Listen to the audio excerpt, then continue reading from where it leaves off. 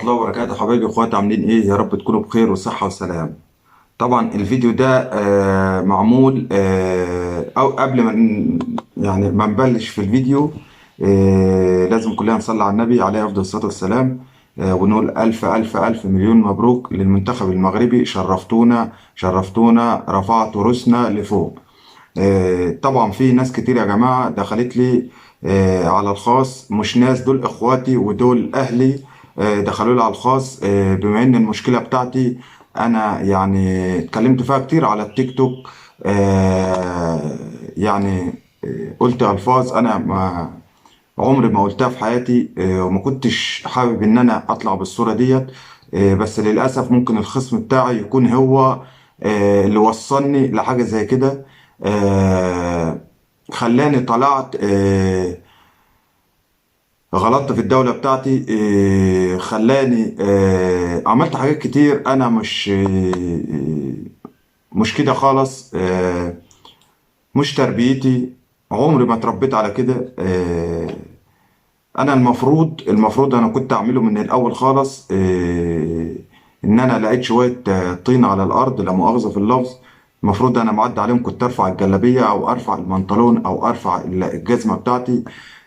بس يلا، كله عدى. مهما كان برضو الاب والام حاجه ما تتعوضش. واللي حصل ده مش شويه. اتكلمت كتير في المواضيع ديت، اتكلمت كتير في المشاكل. بس حسيت يعني من متابعيني دخلوا لي ودخلوا عند صاحبي محمد جمال، ودخلوا عندي خاص. الناس اللي بتحبني دخلت لي على الخاص وقالوا لي يا محمود، مش اخلاقك ان انت تقول كلام زي كده، ومش اخلاقك ان انت تغلط في الدولة، مش اخلاقك ان انت تهاجم الدولة. طبعا دي كانت ساعة نرفزة، ساعة تعصب. مهما كان الأب والأم حاجة عزيزة على الواحد. آه، بس يعني خسرت. أنا خسرت، مش خسرت حاجة، خسرت ناس كانت بتحبني وكانت متابعاني. خسرتهم بسبب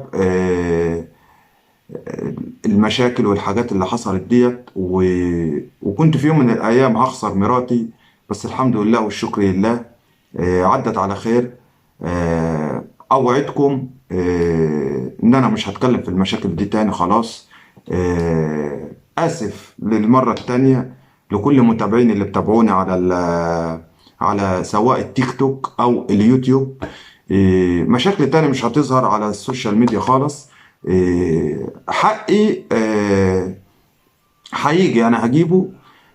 في ناس برضو بدو عرب كلموني، وفي ناس صعايدة كلمتني. ويا حمود احنا هنجيب حق والدك ووالدتك تحت بقعدة عرفية وكده. طبعا انا اللي حصل مع اهلي في مصر ديت، ليه اخواتي تحت وهيقعدوا قاعدة ويشوفوا الحوار هيخلص على ايه يعني. اما بالنسبة لي انا حقي هنا في ايطاليا، انا برضو هجيب حقي بطريقتي برضو. بس اوعدكم ان انا مش هتكلم فيه في السوشيال ميديا تاني، مش هطلع اتكلم عشان ما اخسرش قد اللي انا يعني خسرته من متابعيني، من ناس كتير بتحبني. اسف اسف. آه، لو كنت قلت اي حاجة على بلدي، على حكومة بلدي، مش اخلاقي، عمري في حياتي ما اتكلمت. ما يخصنيش الحاجات ديت اصلا اتكلم فيها ولا ما اتكلمش فيها. انا مش راجل لا سياسي ولا راجل. في ناس هتدخل تقول لي اه خفت جالك تليفون، جالك كده جالك كده. لا والله العظيم انا لا جالي تليفون ولا جالي اي حاجة، بس مش اخلاقي ان انا بطلع واتكلم واقول افرق يعني. هي كانت ساعة غضب وعدت والحمد لله والشكر لله. بتتعلم من اخطائك. ساعات في ناس بتوصلك لحاجات هم بيكونوا نجحوا ان هم وصلوك للحالة ديت. بس انت بتتعلم برضو من الاخطاء بتاعتك. سبب برضو ان انا عرضت مشكلتي ومراتي عرفت المشكلة بتاعتي. زعلت برضو، وده سبب ان هي قالت انا مش هنزل مصر ولا كده تاني، عشان خاطر برضو ان انا عرضت المشكله. المفروض ان انا ما كنتش اعرض المشكله، المفروض ان انا كنت هاخد حقي في الكتمان. وانا ان شاء الله باذن واحد احد بيني وبين ربنا ده حق وهاخده، ولا حد خلاص هيعرف باي حاجه. عاجلا ام اجلا يعني ان شاء الله باذن الله. بس اوعدكم ان انتوا هتشوفوا كل حاجه كويسه مني تاني. واسف لحضراتكم على اي لفظ طلع مني، والله يا ريت تعذروني. انا مش كده، مش تربيتي، مش اخلاقي. طبعا حضراتكم كلكم عارفين القصة بتاعتي. أنا اتجوزت إزاي، أنا حياتي يعني مريت بإيه في حياتي. كلمة أخيرة برضه هقولها، ودي برضه يعني ممكن تقنعكم شوية. إن أنا لو وحش، الناس دي مش هتستقبلني في بيتها، مش هيقعدوني معاهم، مش هتجوز بنتهم، مش هيعاملوني أحسن من الأب والأم. آه، سبب المشاكل الرئيسية اللي مع حماية وحماتي وكان مع مراتي، هي برضو المشاكل الخارجية ديت. هم نجحوا ان هم يخلونا نتفكك، يخلونا يعني كلنا نتفرع بعيد عن بعضنا، يخلوني ان انا يحصل في مشاكل بيني وبين حماية وحماتي، مشاكل بيني وبين مراتي. ف اوعدكم ان مهما كان، مهما حصل اللي حصل، السوشيال ميديا ملهاش دعوة. اهل مراتي ومراتي مالهمش دعوة بأي حاجة. و...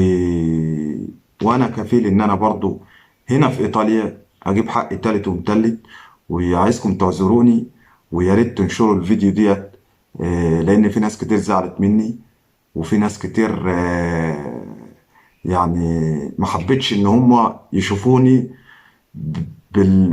يعني يشوفوني كده، يعني يشوفوني ان انا شخصيتي كده. لا، انا مش شخصيتي كده خالص والله. اسف لحضراتكم، اسف للشعب المصري كله، اسف للدول العربية جميعا.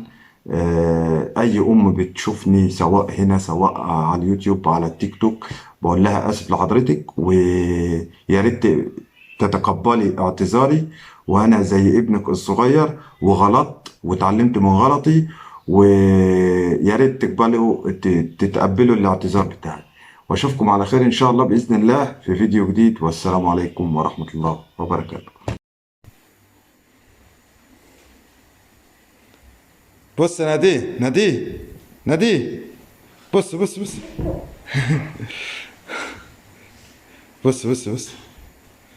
ناديه، نادين، نادين.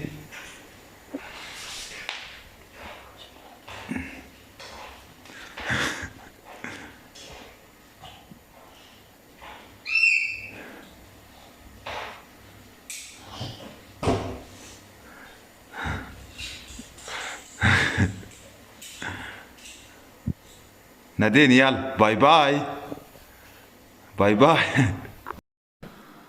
يلا امشي، يلا نطلع بره.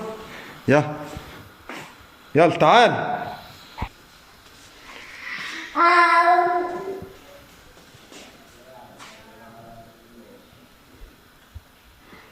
يلا النور، نور آسيا، آسيا. عال يا ناديه، عال. يلا نطلع بره، يلا.